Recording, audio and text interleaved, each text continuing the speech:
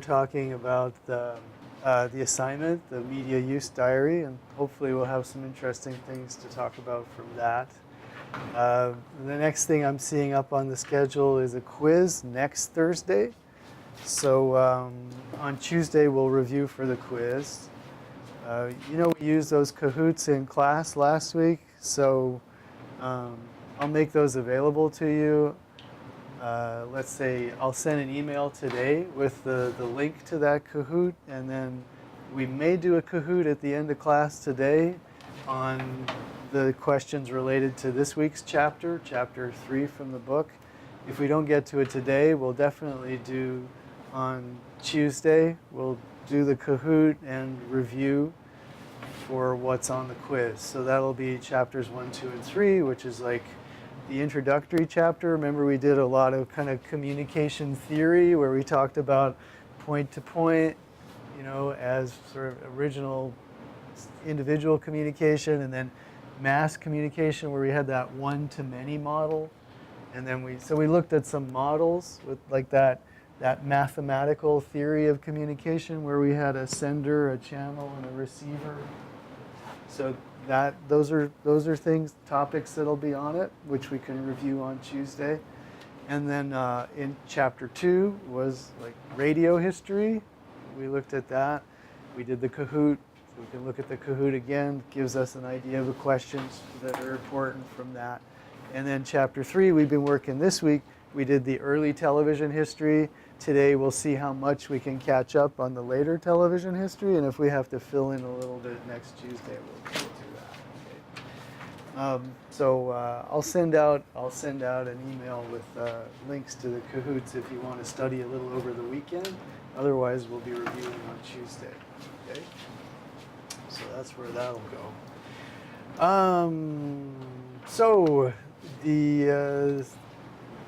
Let's just talk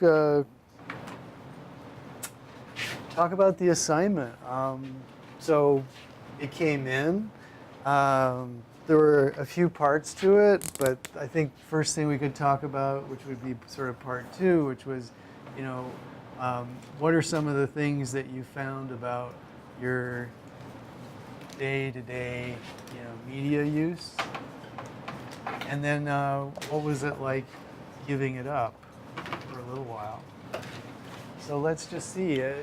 Did anyone find any surprises or anything interesting that they hadn't thought of that they would find in their day-to-day media use? So when you were just doing your diary and looking at what stuff you used. Any surprises? William? I was surprised with how much random scrolling through social media in extremely small doses multiple times throughout the day really started to add up to a huge sum of time eventually. Oh, wow. And I was like, oh, I didn't realize I invested this much time in social media. Maybe I should be looking at that. Interesting. So two things there, dipping in many times but for brief periods, mm-hmm. turns out cumulatively to be a lot of use. That's interesting. And then the other one you said, you talked about kind of scrolling through, and some media critics make a distinction between instrumental media use, where you've got a point to it, and then they call it ritual media use, which is just oh, I got 2 minutes, let me see what's going on, without a clear goal. Yeah. Okay, thank you. Did anyone else have anything similar to what William experienced or other things? I spent half a day on social media. It's a lot of hours, and I need to step away from it. Okay, so Chow found she spent a lot of time in social media, and she thinks maybe she should take a look at that. Yeah. Was it also like William in short bursts, or did you get on an hour-long session or something? Short, kind of short bursts. Yeah. Okay. Other folks, is this a dominant type of thing? Is this something that everybody uses a lot now, social media? Yeah. Yeah? For me, it was celebrity gossip. I didn't know how important that was, because I did it on the day Eminem dropped the diss track on all these rappers. So, okay. It was super hard to not touch the phone.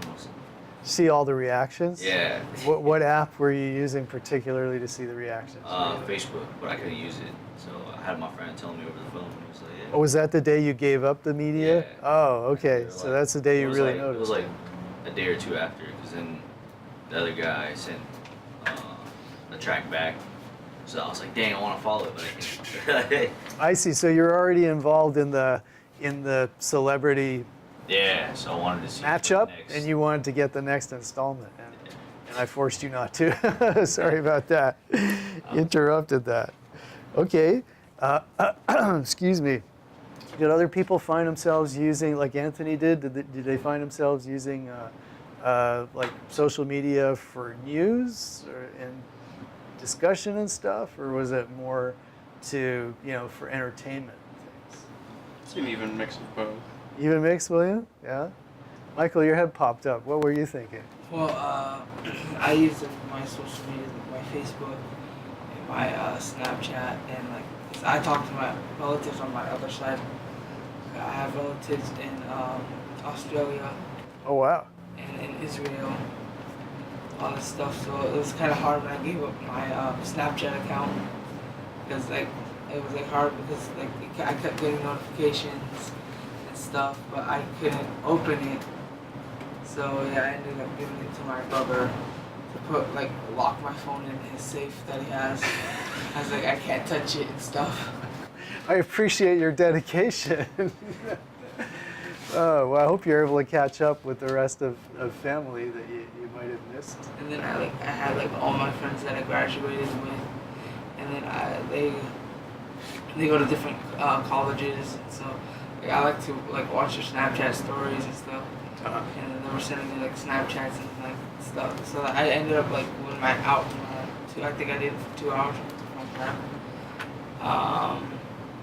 I ended up getting my phone back, and then I was like opening all these Snapchats, looking like what my friend sent me and all this stuff, and I was like, oh my god, that was so hard. Oh, interesting. The major catch up that you had to do. Yeah.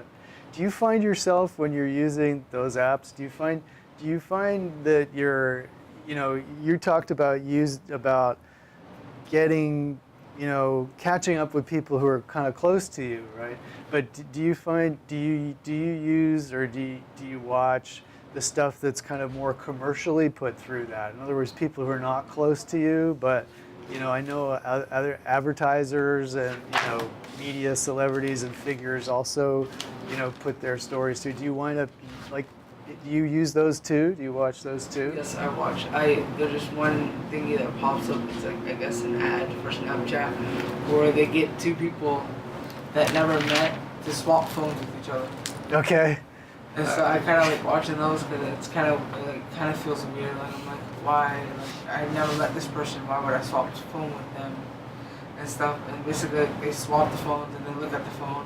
And they choose the message like right on their notes. And would you want to go on another date with him or not? And it was just like I can't watch those, but then I do follow some celebrities on Snapchat, and I do watch their stories. Okay, so it's an interesting kind of mix in all these apps of combination of people for real and then the broader kind of media personalities and stuff, like what. So I mean that's kind of interesting that we now have media that where you can coexist. Your cousin coexists next to Eminem, whoever, you know what I mean? It's like and that's different. It used to be on TV, like in my day, I would only see like big shots, and we could just talk to each other. That's different. How other folks? Were other surprises in what you spent with? Did anyone was anybody like? Did it turn out that social media was not their primary medium that they used? Was anyone like on TV or radio more? Oh yeah, I definitely utilized other stuff a significant at a significant margin, but I was fully aware of how much I was consuming through those mediums. For me, I was just surprised with the amount of hours that came out of the total for my social media. I got it. But I definitely invest a lot more time in other mediums. But if you calculated it out, what was the one you used the most? Oh, my podcast catcher. Oh, interesting. Oh, interesting. Okay, because that would be similar for me. And why should I write this down on underneath giving it up? But yeah, okay. So we have social media was big. But William actually, in terms of time, podcast. So yeah, so my first question was, were there any surprises? And then the next question could be like, so what was the one you used the most? Did anyone use TV the most in terms of hours? Michael? I went 6 hours without watching Netflix. Without watching Netflix, which is that something that you would usually do? Yes, I usually watch Netflix a lot because I have like relatives that come over and like they sit and they watch TV and they watch like I have a smart TV, so they usually pop up Netflix. And then when I was doing it, I was like I couldn't sit watch, and I couldn't do anything. So I ended up going out. I ended up like walking, taking my dogs out, helping my mom clean up the house, and I was like, come on, like seriously, I'm like I can't even get a chance to watch it because before I go to sleep, I always watch 3 episodes of a show and then I fall asleep. Okay. So it's kind of like I do every night. Okay. That sounds like me and podcasts sometimes. If I can't get to sleep, I'll listen to, podcasts within 5 minutes. Like, it's like something about, some senator talking about their, biography or something like that. Just put me to sleep right away. Can I get your name? Sorry, I'm just Max. Max. All right. Max. I'm paying careful attention to attendance today, just for because we have to turn in like a census report soon. So thanks, Max. Good to have you here. We're discussing the results, sort of, or just the things that might have surprised us in our media use assignment. Did anything stand out for you, Max? In terms of your diary and media use, were you surprised by anything you found out? Yeah, I was tracking which media I used the most, and the one that I used by far the most was actually reading Wikipedia. Okay. Which was interesting to me because since about 5th grade, I have strongly rejected any form of reading. Okay. And I didn't, I've always said, I'm not a reader, I don't like reading things, but I found that I spend an hour or more a day reading on Wikipedia or reading articles. Is that because of your responsibilities as a student, as a college student? It's just complete, what does this mean? Look it up, that type of thing. Interesting. Wow, that is interesting. That's like old school would have been an encyclopedia, and you're finding out about that. So your time most spent was with Wikipedia. Amazing. Lonnie, you shared with us last time that music is a part of your identity. Did you wind up spending a lot of time with listening to music? I tried to go see if I can last the whole day, but I gave in and completely forgot about it because I was on my way to school and I accidentally clicked to listen to music and I was like, okay. I think I went 2 hours. 2 hours without music. Okay. But when you looked at everything that you did, is music listening the most important, or would social media be a part of it? Or yeah, listening to music. I go 6 to 8 hours a day. Yeah, that's significant investment of time. Yeah, 6 to 8 hours of music. So some folks on music. Anybody else like Lonnie, where music was your main thing? Mix on a laptop. I listen to music on iTunes. I would play a game while listening to music. So several things at once. Doing Skype, voice chat, and all that. Okay, that's probably too much for media theory people to keep up with, but that is, multitasking, right? Yeah. That is that or you know, in the media business, they're very interested in what they would call third screen or multiple screens. So you know, the like we like to know the ratings for television shows, which for a long time was all that advertisers and the media business cared about. Now they care about engagement as well. They care about people tweeting as they watch a show, or you know, in whatever app that they're actually interacting around old mass media. So that's a really hot area of research, because people would usually study, you know, how you use your phone or something like that. But now they have to realize that you use your phone while you're also sitting in the room with your, you know, cousins and your family watching Netflix at the same time. Or so there's like a lot of different things going on at once now. Like, I kind of find it funny that the Netflix part was they were watching Netflix. And what kind of made me laugh the most is like, they're like watching Netflix, but then I don't know why you pop it on TV if you're just gonna be on the phone. I was like, that kind of like gets me. And then sometimes when I rent like a movie to watch with my brothers and my cousins come to spend the night, we pop the movie in, and I'll be the only one watching, and they're just on their phones. I'm like, Yeah. why did I rent the movie if you guys are just gonna sit on your phones? Yeah, absolutely. You know, for people trying to teach media, or people trying to teach people to be critical about media, we tend to expect that, you know, everyone's like watching like really intently, you know, consuming every second of that show that's on. But in fact, a lot of people are really distracted around media. Lonnie and then Max? Because there's something I want to say that's similar to that. It's like I tried to give up another media as well. I tried to give up my phone on Saturdays, because like I normally work then, and I'm always on my phone playing either games or social media. Like I almost gave in, so I was like, okay, I'm just gonna give it back. Because at my workplace, I'm like the cashier. I always have like different customers coming by, between like ones who like having a conversation and like ones who are like always attached to their phone. It's Oh like, man. you try to get their attention, but they're more attached to their phone. And it just made me realize like, oh, people are like more stuck to their phone rather than paying attention to like what's around them. Yeah. Max, I'll get you in just one sec. Lonnie, this makes me think of something, which is, I mean, personally, when I go, you know, with my groceries or something and I got a podcast, I'll take my headphones out, just my earbuds out, just to like, as politeness and respect.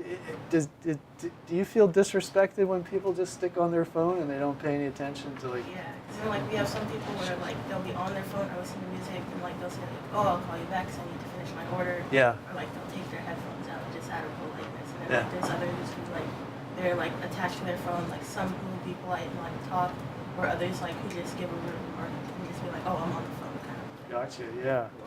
So that's like a whole thing that, you know, eventually that some people would be interested in looking at, which is, you know, there's no rule book written about how to treat each other on the street when we talk to each other. You know, when something comes in as, you know, distracting and you know, as whatever, when a phone comes into it, there's a whole new adaptation that goes on as to how is it cool to treat people or not? Is it okay just to look at your phone all the time? Or, you know, and that brings in a whole new set of social face-to-face adaptations as well. You know, we talk a lot about actually consuming the media, but we consume it in a social context with people around us, and that all shifts too when we have the phone. So that's really interesting to bring that up.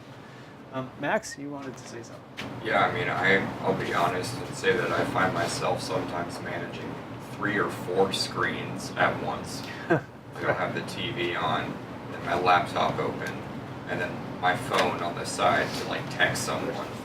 Right. And and then I see someone like my sister who's 3 years younger than me who can manage 4 or 5 screens. As many as possible. I don't know how that, like, I'm not sure if there's like sort of like an evolution thing where humans are now being able to manage more screens at once, or something like that. Yeah. Well, I'm just reactivating a media literacy class to teach here, and maybe it'll take a year or so before it starts. But they commonly think in terms of information processing. We got a brain which can process a certain number of inputs, and we've got of course individuals vary, but once you get 4 or 5 screens in, you may be spending a smaller amount of attention on each screen. Which could be an issue. On the other hand, we're such adaptable beings. Maybe the more screens we've got, the more we can kind of juggle and manage different data in our minds, or people, our brains are really interesting. So there are media theories and studies that are looking at like many screens and how does that impact. And of course, there are people who don't want to study it. They just want to have an opinion right away. And they tend to say, "Oh, this is terrible. Young people are not paying enough attention to anything." But we want to see some proof of that too. So those are all interesting. But we haven't heard from a few other people. Gordon, Gloria. Would anyone want to? Tristan, remind me of your name. Desiree. Would anyone like to tell us anything about how they consume? Gloria? I realized that I did a lot of mindless scrolling. So the thing I gave up was Instagram, and after I actually decided to delete it. And so every time I looked at my phone to do something, there was nothing for me to do anymore because that was my main thing that I would scroll through. And so that made me a lot more productive, and it made me think about what else I could do, and it made me, I stopped procrastinating.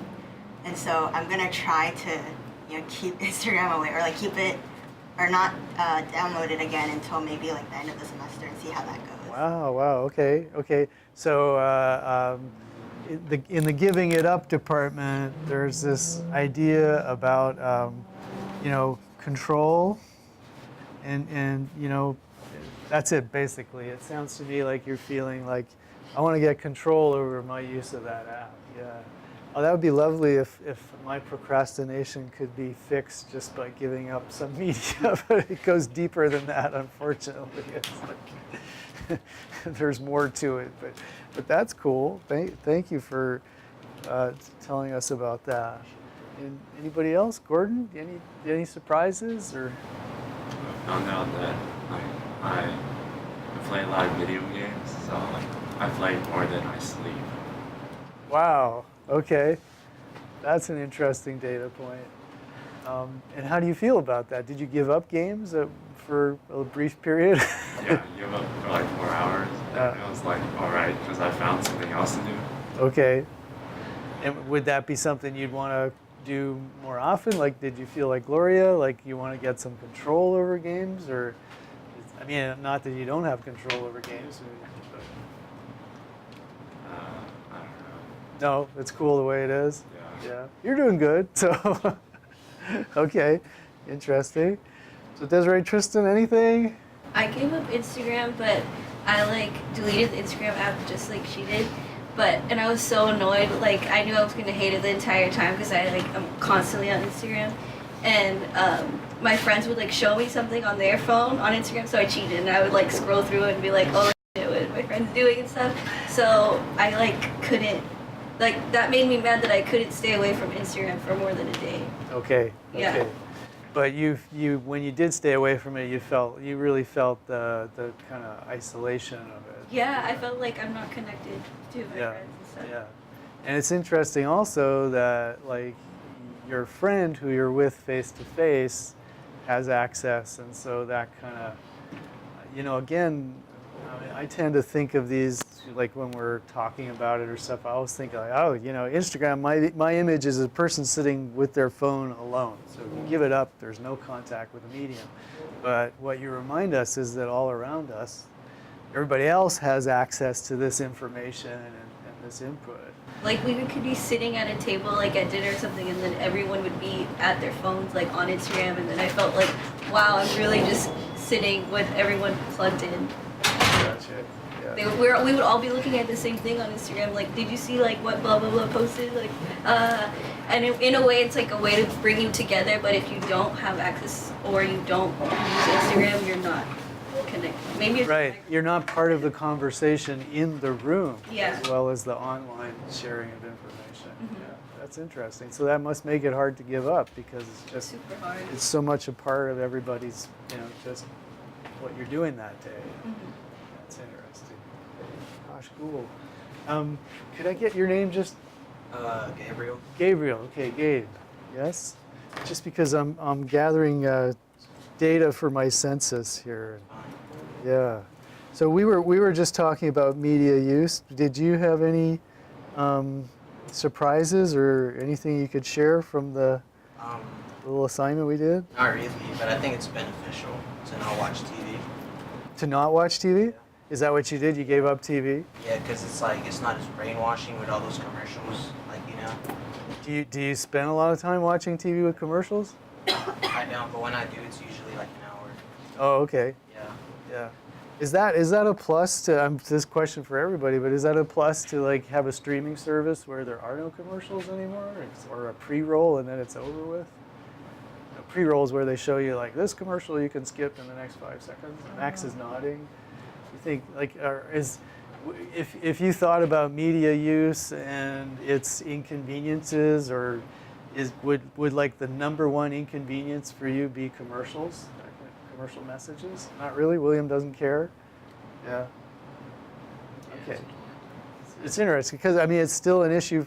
Like, literally, my kids when they watch broadcast TV, it's like, what is that? Like they're looking at I do remember like the first time they saw a commercial because they'd been raised on DVDs and Netflix and everything. Look at it, it's like, what is that? It's like, oh, I want that. that actually really bugged me because one of the things that media theories and people who study media have been trying to get around is the idea that, or fighting against, is the assumption that that you see something on a commercial and you right away want to do it or you want to buy it, which is it's a kind of it's a really sort of hardline idea about the media, and it's not borne out by research. It's like when people see a commercial, they don't just go out and buy what's in the commercial. We all have critical thinking, and as audience, we have a certain amount of say in what we do. And so I've been preaching this, like literally preaching it for years, and then my kids all get out. The first time they see a commercial, it's like, oh, can we get that cereal? That looks so cool. And I was like, oh, damn, it actually does work sometimes. And especially like children, are viewed as a kind of a special audience because they don't have yet the developed critical sense of adults, we hope. But so to come back to this theme about giving up the medium, we found out the pain that having, the media capability chopped off ever briefly, that can lead you to discomfort, different feelings about it. And then a few people have kind of said, okay, that was interesting to get control over it. I'm going to keep on, either giving it up or just, I intend to make some changes to the way I consume media. So that was cool. Desiree, did you have one you wanted to tell us, all queued up? And I gave it my whole phone. okay. So that kind of made my life really hectic because I have a daughter, so it's like I have huge responsibility to keep things on a schedule and on track.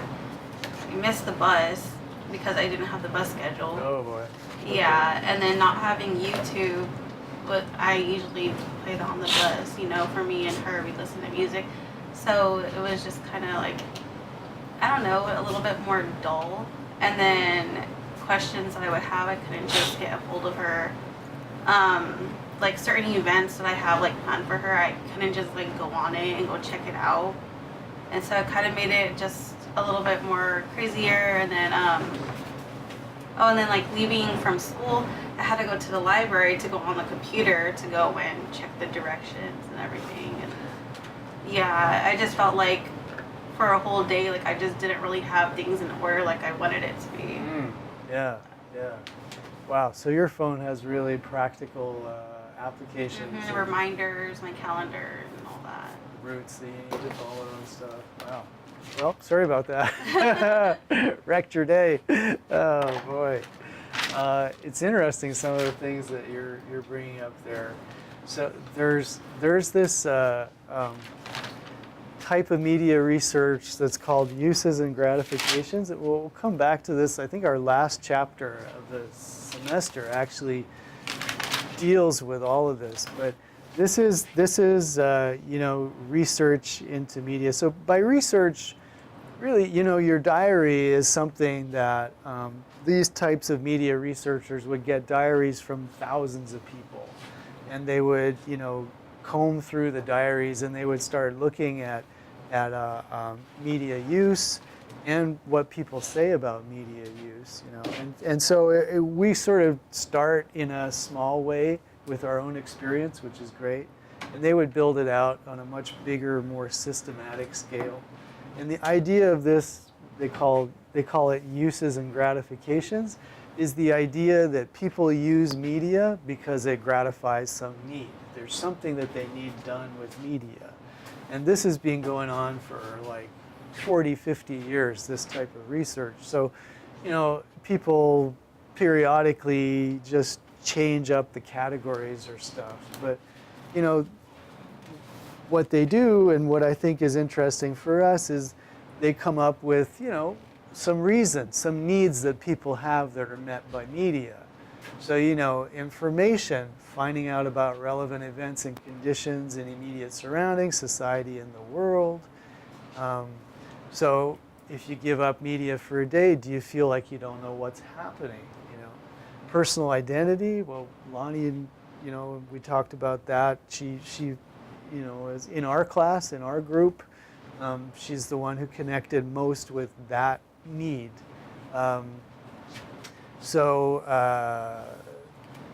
There's actually, I would say, myself thinking about how I felt about music at some times. I mean, I would listen to the lyrics for, insights about social relations, and and it would make me think about what I felt and who I was. And maybe when I got a little older, I wouldn't use music for that, but I would turn to another medium.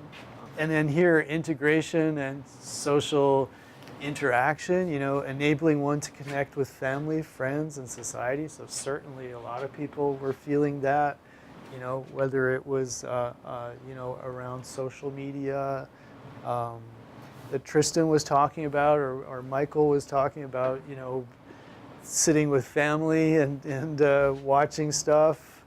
And then, so there's just a whole bunch here, which I'm sure if you actually, look through what you submitted to me, and I will for sure, we'll see a lot of those show up.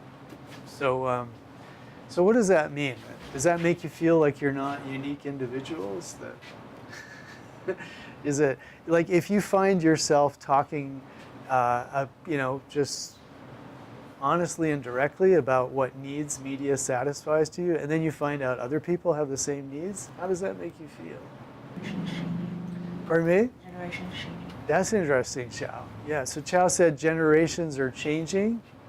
So I think she jumped over part of the premise of my question, but got to like my next question, basically. Move it along, Prof. Right? We're barely interested in this, but yeah. So what I'm thinking is that, our needs often are similar to other people in our circumstances and in our generation. So like Desiree was saying, I have a daughter.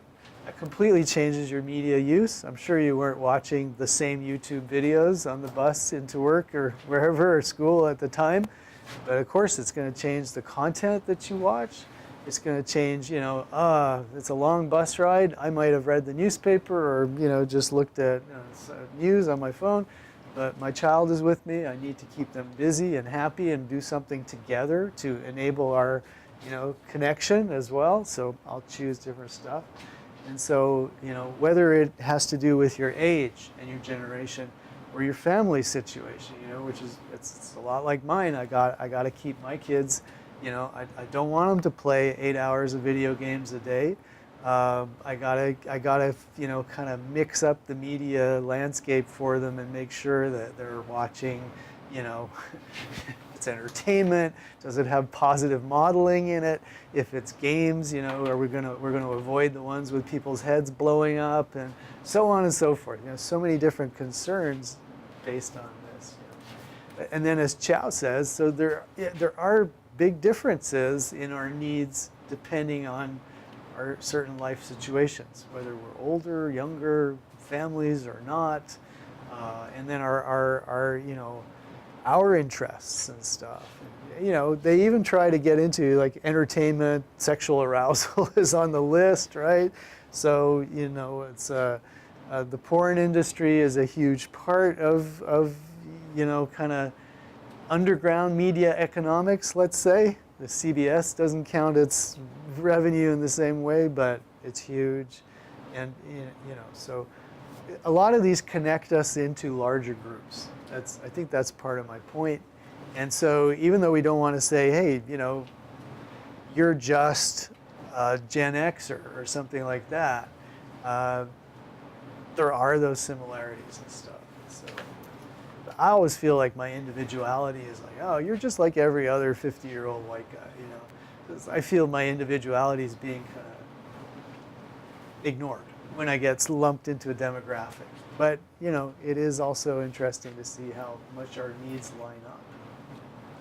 And then technology, as Max was saying, is 3 screens, 4 screens, 5 screens, Technology also changes things up. And how much access we have, if you got an iPad and a phone and a TV, a smart TV, and all of this, then you can use it. So, changes a lot. Okay, well, I'm going to look at your essays with interest. As I said, it's the important thing is that you actually engaged in honest research into your own media use, so that you actually looked at what you use and tried to give something up for a little while. The outcome is not, if you found interesting things and insights into your own use, that's great. Hopefully you did. If you didn't, you're not going to get a C just because you didn't find that many insights into it. This assignment was very much learn about what you do, and then let's discuss and share and see what comes out of it. So I hope we can keep, I hope that your experience in media is still going to be important as we go on in the course. There's also going to be assignments which are more about, more like kind of intellectual activity based on what you're reading and stuff. So, anyhow, I hope this was good. In chat, did we ignore anyone in chat? Oh my gosh. Oh, there was a whole conversation going on in chat that we could have brought in here. Lupe agreed with the random scrolling throughout the day adds up to big chunks, as William was talking about. That I think is interesting, that some media we can dip into and it actually turns out to be a large amount of time. Okay, so Katrina responded to our thinking about, the new ways that we have to accommodate for media use in face-to-face interaction. So she says it's important to disconnect, to talk to people, to show them respect. Ramon says, without my phone, I don't know the date or time. So that's definitely, if we look at uses and gratifications, this is more on the scheduling and information level and staying connected. Okay, Lupe has alarms. Ramon. So Ramon's responding to this idea of social interaction with the media involved. And okay, so Alex got into that conversation too. All right. Yeah, I would say, watch manufacturers are crying because of phones. the small camera business just died because people use their smartphones to take pictures. There's a lot of media that's replaced by this as well. Well, cool. Okay. So a reminder again, we got a quiz next Thursday, and so we'll be reviewing for the quiz on Tuesday. And I'll send out an email with links to some review material, which will include the Kahoots that we've been using. So that's kind of back away from personal experience and back into book learning and stuff. And yeah, we were on the history of television, so uses and gratifications were out. So let's get back into that. Oh, these are the review slides. Okay. So the link that I'll send you will have a link to this thing. So stuff that you should review for quiz 1, I kind of pulled out the PowerPoints and highlighted in red things that you should be paying attention to. So I'll connect that to you. I'll send that to you, a link by email. Okay, so there we go. So those are the quiz reviews, right? But we're still on lecture right now. So learning a few more things about television. So we talked, about Farnsworth and Dworkin competing to invent the electronic what we call television now, but the electronic television system, which was ready in the 1930s, but didn't actually get rolled out until after the Second World War. I mean, it was presented at the New York World's Fair, right? But it wasn't commercialized until after the war. And then in '48, there was the freeze for a couple of years as the FCC responded to the new challenge. It's this whole new system. So they made sure that all the channels were consistent on all of the receivers, and that across the country, you could buy a TV in New York, move to LA, and Channel 2 would still be Channel 2, and all the licensing for the new stations, and responding to the demand, because broadcasting was a very profitable business, and TV, people look back at radio in the 1930s as everybody bought a radio, and radio stations made a lot of money. They saw TV. Well, okay, same thing will happen. So they created a second band of frequencies for UHF television broadcasting. So different channels, you could get one of those and stuff. Educational TV takes up.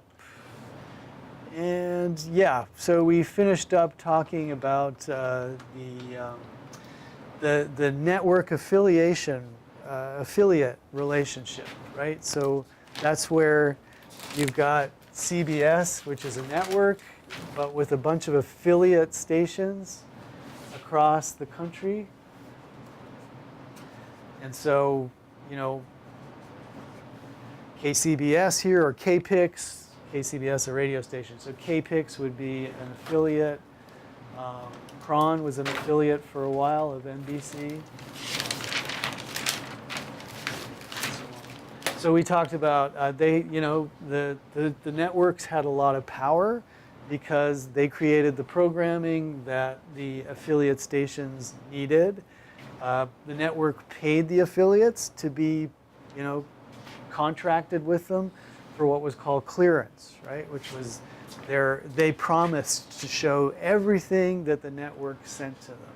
And the reason that was important was because the network was selling advertising nationally. In New York, CBS would have a huge sales division, and if someone wanted to reach the entire country, they'd call CBS in New York and say, okay, put my ads, onto the program, and CBS would say, sure, it's going to be seen in 1,000 different cities in the United States because we have affiliates all over the place. What if an affiliate, somewhere said, hey, I don't want to show that show. We don't like I Love Lucy. Then that whole system wouldn't work. You couldn't centralize the selling of commercials and stuff. So clearance was absolutely essential And it still is. You know, there's no kind of opt-out clause. If you're a CBS affiliate, you show their schedule. They leave gaps for local programming. So that's it. There was the blacklist of the 1950s, which was going on at the same time as you know, television was taking off and expanding.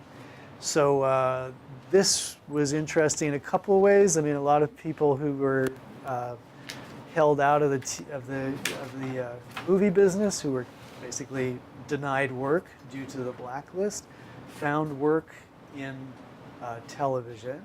So this is a period of American history that I don't think a lot of people are proud of nowadays, but was the idea that in various industries there were communist sympathizers who were powerful in those industries and would use those industries to subtly influence the American population and make them more sympathetic to communist countries.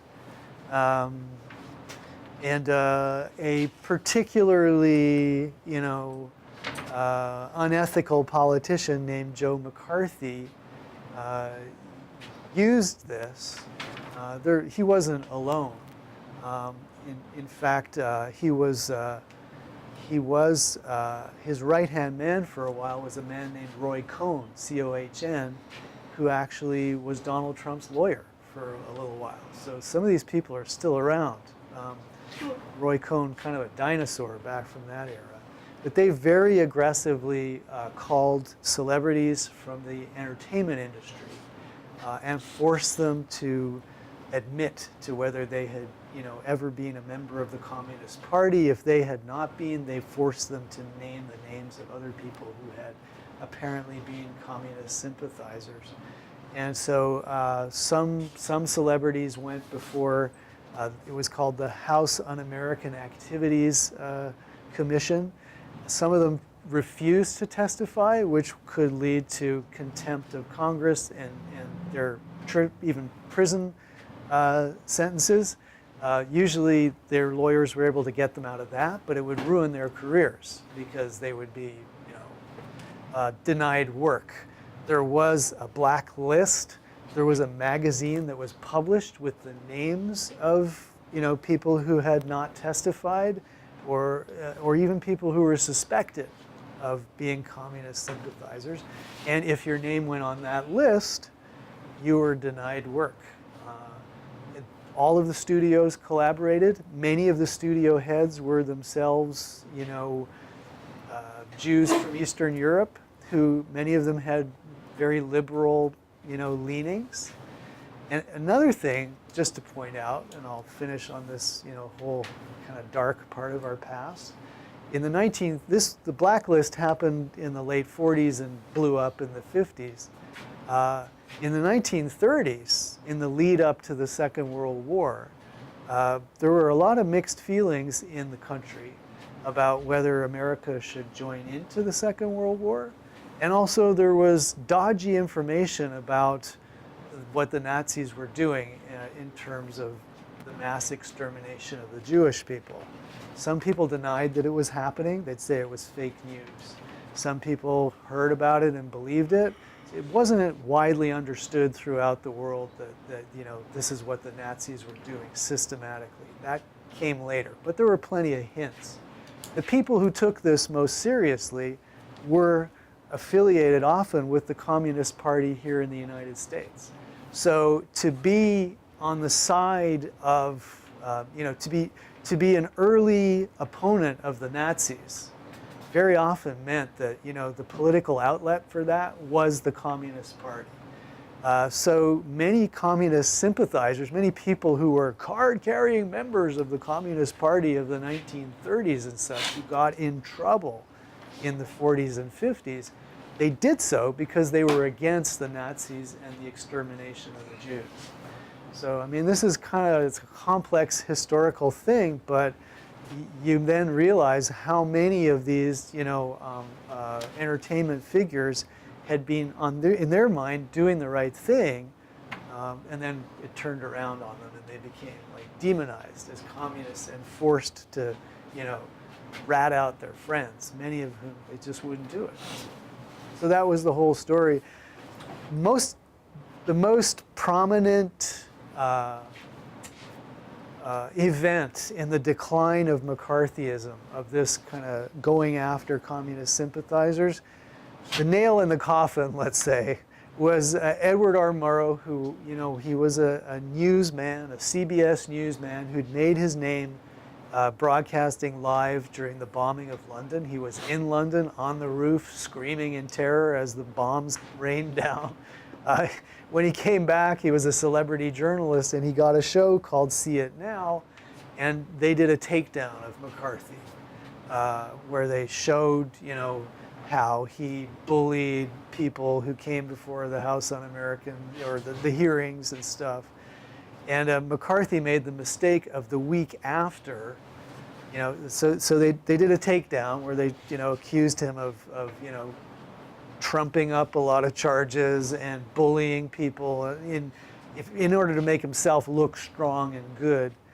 And McCarthy objected. He said, "This is really unfair. You've done a takedown." And CBS said, "Well, okay, go ahead. We'll give you next week. You can do a rebuttal, and we'll send you a camera crew." So they did send a camera crew over, and McCarthy ranted and raved in front of the camera for a half hour, and they put it on. So it made him look actually even worse because he was so obnoxious on camera. It's kind of like TMZ. Yeah. Pardon me? Kind of like TMZ.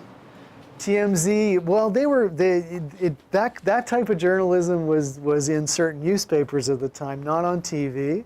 But the idea, I see what you mean in terms of just allowing someone to go out there and destroy their image. That's what they did. And I don't think they even did it purposely. It was just they felt ooh, we're going to get in deep trouble if we, don't allow a rebuttal. They allowed a rebuttal, and it was a disaster for McCarthy. So within a couple of years, his whole thing was gone. But it's interesting. Roy Cohn's still around, and this whole process of questioning people's patriotism and conducting politics, around sort of hate of certain people and stuff, still going on, obviously. So eventually the blacklist disappeared as well. And some of the people who had been blacklisted went on to do really good work. So that's, the sad history of the politics and how it intersected with the entertainment business and how television news actually contributed to the downfall of one of the worst demagogues. So then, just quickly, big developments since the 50s, cable TV has had a big impact, because right now we've just been talking about broadcast networks. Cable TV began just as a way of getting better reception. You'd go to a store, you'd see the television outside, it would look great. You'd bring your, TV home, and you lived, 30 miles further from the transmitter, and it looked terrible. It was So the cable TV business, which is now a huge business, it dwarfs network television. Most networks are owned by cable companies, and they'll probably eventually be bought by Amazon and Google and other digital media companies. But for now, Comcast, for instance, owns NBC Universal, so they own a network, and they are a cable company, right? So it began as a way of getting good reception, and it, the store would say, okay, sorry, doesn't look good. We'll run a wire out from our antenna, we'll run it over to your house, and lo and behold, that looked great, right? So they called it community antenna television. So one antenna would feed a community of televisions. And it started out as, a little business, give us $5, we'll wire you up. But then, of course, they realized, as software manufacturers have realized, why sell somebody something for a fixed price when you can get them to subscribe and then month by month take money from them? So my beef with Microsoft or with the Adobe Creative Suite is they want to put you on a perpetual subscription. So eventually the way cable TV worked switched over to a subscription model. $5 a month in order to stay connected and get good reception. And that was pretty much it until we got satellite, which as you all know is a competitor to cable TV. But before satellites became something that individual subscribers would have a satellite dish, the big cable TV companies used them to beam programming across the country. And then it would be beamed to a cable head end, they called it a cable office, and then distributed that way. So now we're talking about the 1960s, mid-60s to the early 70s, where you no longer have to like send videotapes everywhere to have your show done. It can go by satellite. And so that makes it possible for an HBO to start specializing in big sporting events and stuff like that, which they can shift around by satellite from one place to another. So that's how HBO starts off with those special events, premium they call it, pay-per-view, that's another PPV, you'll still see that written out there, where those kinds of events needed satellite distribution in order to have it. So those companies, starting in 1980, where do we go? Well, 1980 marks MTV starts as a cable channel, and HBO starts putting movies out. You know, a full schedule of movies and stuff. So what you get at that point is original programming on cable that starts to compete with what was on the networks. So, you know, up until the 80s, cable TV is just a way of, you know, getting better reception of regular TV. But in the 80s, you now got cable channels, more and more cable channels appearing, and pay TV and premium TV, movies on TV. All of that is really interesting and leads to what we have now, which is like tons and tons of different types of shows that you can watch on television. Right? Well, in the early days of cable, the FCC and Congress were really a little worried that that cable would change the broadcasting industry, and you know, any business is engaged in lobbying Congress. So, you know, the broadcasting business was really profitable and really powerful. So when cable starts coming in, of course they go to Congress and they say, look, we've been doing good work. We've got these licenses and now this new thing is out, cable. We've got to rein it in. We've got to control it. And so Congress does a couple of things. The first thing they did is they limited the number of channels that could go onto the early cable system so that they couldn't have hundreds of channels to distract people. And the other thing is they had a rule they called must carry, which is a great name because it was the cable company must carry all of the big local stations in whatever area they operate in. And the reason here was, you know, let's say they would come into San Francisco, and San Francisco had ABC, CBS, and NBC affiliates, but the cable company could have gone to Santa Cruz or something and made a deal with the CBS affiliate there, you know, and said, okay, well, we'll bring you up to San Francisco. Why not? And then you would have had two CBS affiliates on the same cable chain. Or maybe you'd only have the one from Santa Cruz, which could, you know, be piped into, you know, whole Bay Area or whatever. So you could see how that would cut out a very important player. You know, the regular TV stations were worried about being cut out of the cable. And so the FCC made this rule where if you were a cable operator, you had to carry the major local stations. There was no choice. So they called that must carry, which was a good name. It's easy to remember what that rule was all about. So in the 60s, they were tumultuous due to political developments. Obviously, the civil rights movement, you know, there was a great deal of changes socially associated with the 1960s. One way that we saw that reflected in the broadcasting business was the creation of public television. So the Corporation for Public Broadcasting was created by Congress, which was a way of giving money to educational television. And the public broadcasting system was funded in part group and basically a network of stations that would share educational programs. And it couldn't be sustained by the same advertiser-supported model of regular TV. So it had to have government money and also, what we know today, if you tune into a public television station every 6 months or so, they spend 2 weeks raising money to support the station and stuff. There were other ways of getting programming, there were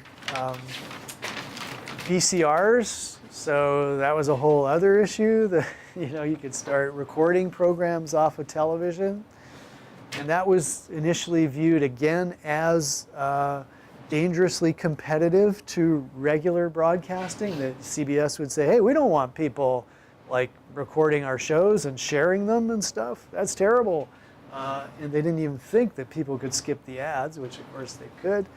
And so, there was congressional hearings about that. Mr. Rogers went before Congress and said, I think people should really be able to record these shows because kids may miss a show, may miss a Mr. Rogers' Neighborhood, and it worked. So that was all clarified. You do have the right to record a show that's broadcast for your own personal use. You don't have the right to share it around afterwards. So there's still some fallout from that. With more channels to watch, people watch less CBS, NBC, and ABC. That's just basically it. Meanwhile, cable had its own competitor in the direct-to-consumer satellites. So, there's all different sorts of satellites that rotate around the Earth, but, the direct TV or dish TV type of setup came in the 80s, and that competes directly with cable. There's a few differences there in terms of what they can do. With that type of distribution came something called the Superstation, which actually put the Turner Broadcasting System, that's what funded the Turner Broadcasting System. So, we talked about how, cable had the must-carry rule. But there was also room for independent stations which could get so popular and be in so many places on the cable systems that they could, like a single station from Atlanta could be in 100 cities, and that would be okay. So they could make money that way as what called superstations. So it's a local station, but their programming is interesting enough that it will get carried on all kinds of cable outlets. Good Lord. And I think maybe the last thing we should digital, let's get to digital next class. All right. Pardon me? The Kahoot, not today. We'll do it on Tuesday. So we'll finish up on digital TV and do the Kahoot on next Tuesday, combined with our review. So, just looking at today, what's happening with cable to finish up on cable, and we'll dedicate the beginning of next class to digital. What we got is, the cable companies have really become more successful than the networks. Most of them are owned by cable companies or something. Multiple channels. Cable used to be the way you had to get your HBO, your ESPN. But what do we see? People not subscribing to cable, so cord cutting the cord. Big broadcasters like ESPN and HBO creating their own streaming services that would compete with their cable television offerings. So basically they're jumping ship. So things are not, things definitely don't look great for the networks, but things don't look all that great for cable companies either, as the whole industry is shifting to digital streaming. So that's where we're kind of at But don't cry for Comcast because they're making a fortune distributing internet to us. Connectivity is their new business, which makes them still profitable. Cool. So I'll send out an email with a couple of study guides for if you want to look at them on the weekend. Otherwise, Tuesday we'll be reviewing for the quiz. Have a great weekend. Thanks for sharing about your media use. It was fascinating.